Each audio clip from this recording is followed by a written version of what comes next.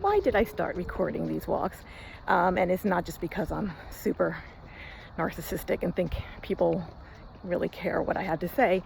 It's really more of a challenge to myself because, I'm old and I didn't grow up in a world where, as children, we were being recorded 24/7. We didn't grow up with cameras. I mean, I grew up wanting to be a filmmaker, and I did make films for many years, but I never wanted to be in front of a camera because it's not natural to me. In this day and age where technology is everything and so much content and streaming and messaging is being shared via the technology, I think people want to see who's sending that message and what they look like and what they sound like. It's been a real challenge for me because I don't like the sound of my voice. I don't like the way I look, and I've been sick for a long time. So I really haven't liked the way I've looked for a long time.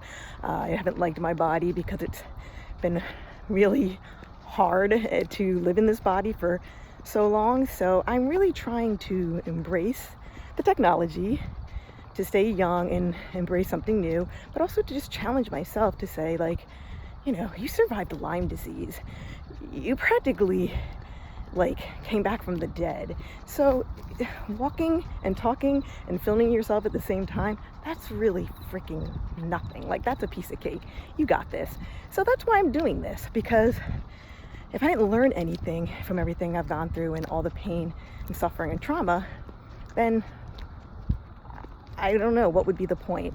So I think one of the things I'm learning is to have more fun and to just kind of take some risks and to just be silly and not be afraid to, look stupid or hear my voice and cringe or realize that this HD cameras and everything show every wrinkle. But I'm also just trying to embrace that this is me.